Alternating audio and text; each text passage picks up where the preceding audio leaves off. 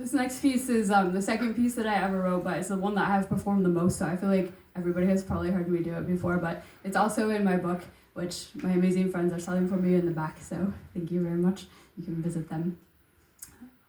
It's called What God Can I Have? When I was a kid, I had no God, not even something to question. No one I knew had one, so I just kept everything inside until one day I exploded screaming, what God can I have and how do you find one? Is God a sunrise, a butterfly, the smell of fresh cut grass or the rain? Is it a rainbow? But it can't be the pot at the end. Capitalism masquerading as God, thinly veiled, but I see, because in this country, of course, God is inventory, stocked in rows on shelves with the goal of conformity. Hurry, buy more stuff to be free. But there are some times that I thought that I saw God. That perfect day at the beach when the heron flew over just as the whale breached and the sunset lit the sky in glorious pinks.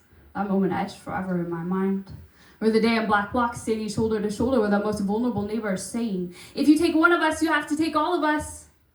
Somehow none of us were taken. Was that divine intervention, or was it just the way the rain poured down and the cops stayed in their cars as an elder passed around a piece of deer jerky, one bite each, giving us substance to outlast him for one more hour? Maybe the rain and God are the same thing? But who is God? Is it someone granting me serenity? If I go to enough 12-step meetings, if I just climb to the 12th step, then surely a God will appear in my God box wrapped around the coin that counts the days of my abstinence, or if I tie my black belt just right, do my kung fu forms, finding peace of mind, moving towards enlightenment, the cheese swirling around me must contain some kind of God.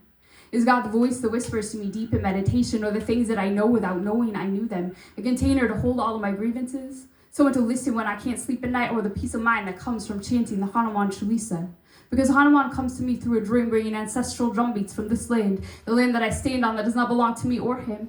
The tie being that Hindu deities also stole through colonial genocide, whitewashed and sold back to me through the white yoga industrial complex.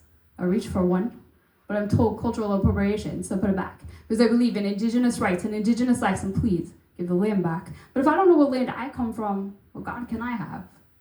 Maybe just a small God, one that comes from my own breath, the bottom of the exhale, the space in between, the nothingness, the spaciousness, filling in around everything. There's something to fit in my pocket, too small to be seen and yet bigger than anything. A giant God, enormous God, the universe, the sun, the moon, the stars, giant shapes across the sky, some great phenomenal being that no one dares defy. Allah, Buddha, Krishna. But does God even like to be called God anymore? What if that's their dead name? Do they prefer higher power, nature, spirit, almighty, Holy Ghost, or are they Mother Gaia, Mother Earth? Or how can my God be something that's dying? Is God just a test to see what I'll do when never again becomes again right now? We start railroading people across state and international lines. And does God respect my trans family? And do they know whose lives matter? Because Black lives matter, and I will not accept a God that doesn't put their own life on the line. What kind of God? Made a world where we have to put our own lives on the line for basic human rights. Isn't God also bound by creed or covenant? Do they believe in interdependence, pluralism, justice, transformation, generosity, and equity? Love? Or are they beyond that?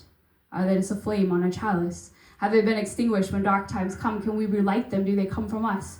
Or are they the light that we must follow, something bigger than us, the river of life flowing through us? Is God love itself holding us? A hand reaching out when I didn't know that I needed one more chance when I thought I was done. Do we have to find them? Or are they always there and we just have to let them in? Maybe God is not a place to arrive at, but a process in which I seek and find some semblance of meaning and reverence for life. And I realize I don't need to know my God's name or face. Maybe there's some or all or none of those things, but I'll still recognize him when I see him again.